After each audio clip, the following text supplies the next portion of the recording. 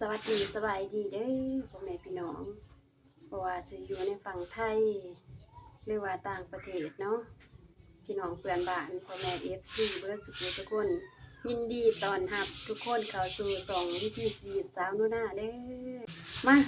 พ่อแม่พี่น้องมื้อนี้พากันมาสาวขวดสาวนุนาอีกเนาะมื้อนี้เฮ็ดออมไก่ใส่หมักบุอับเนาะหลังจากที่ว่าพายุเขาว่านี่เบิดมือมื้อนี้เห็นแสงแดดพี่น้องเอ้ยเห็นแสงแดดมื้อนี้ไปพี่น้องมื้อนี้ไปเฮ็ดของอยู่ของกินนำกันอาหารแบบลาวๆเนาะพี่น้องเนาะออมไก่ใส่หมักบัวพี่น้องเอ้ยมื้อนี้อาหารแบบธรรมชาติเนาะไปพี่น้องไปเฮ็ดเมนูของกินนำกันเด้อ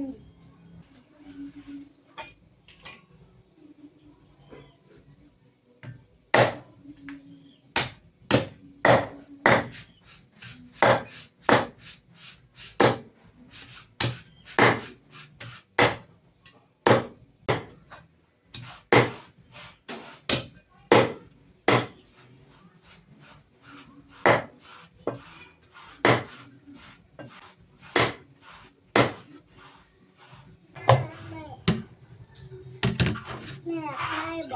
ไปบอกไปโลดลูกอีพอจะไปก็ไปก่อนเลย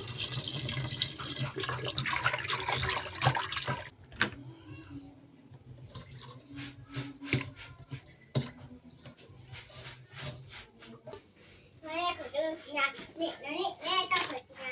แม่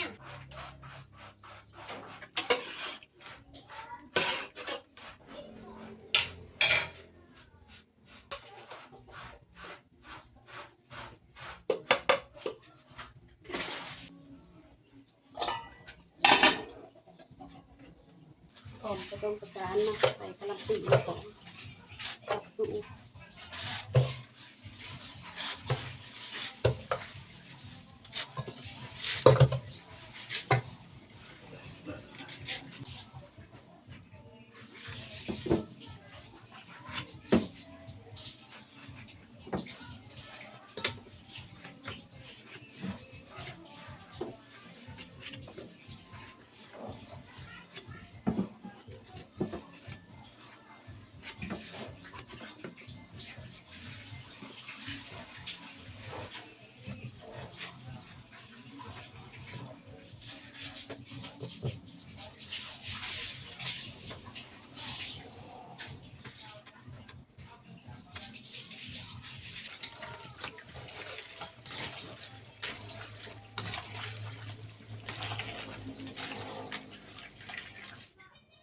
สด้วย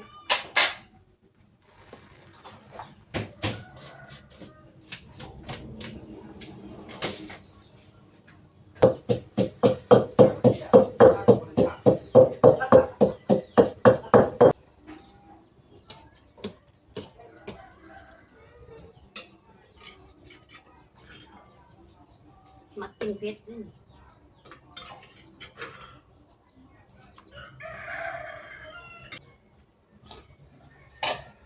ผัดขะแยง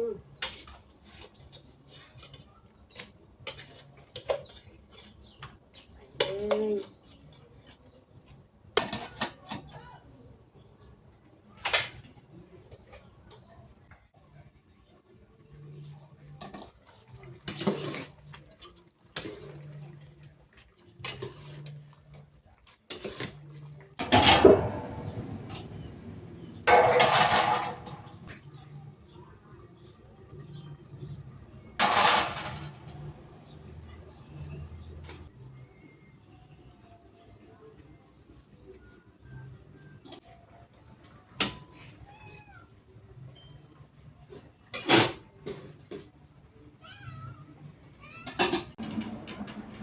มากินข้าวน้ำกันพี่น้อง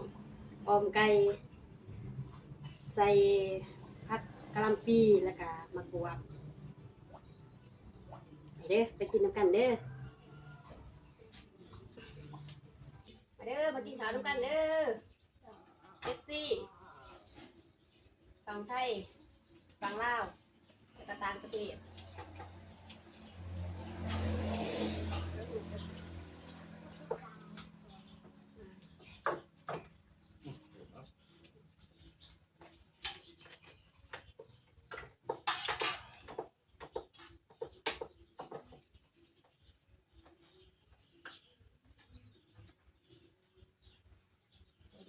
ขุดเลยเนี่ยบริการก็คือน้อยเลย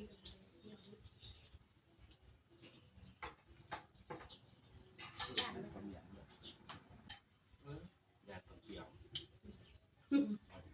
ตก ตอนเกี่ยวนี่แท้ๆเนาะเกี่ยวข้าวตากน้ำพ่นจะไม่นี่เกี่ยวข้าวตากน้ำพ่นจะไม่ก่อนเกี่ยวข้าวตากแดด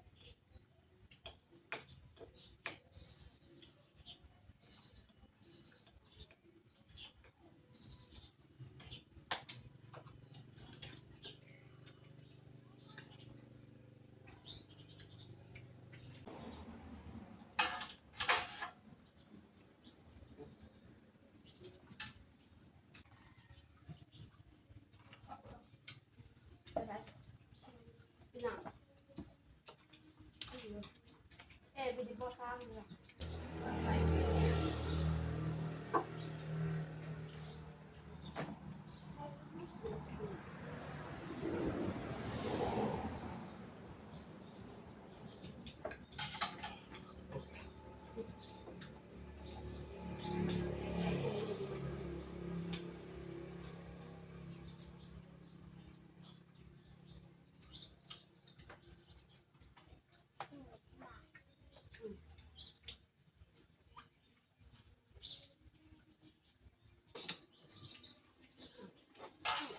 นี่ไปอยู่นั่ง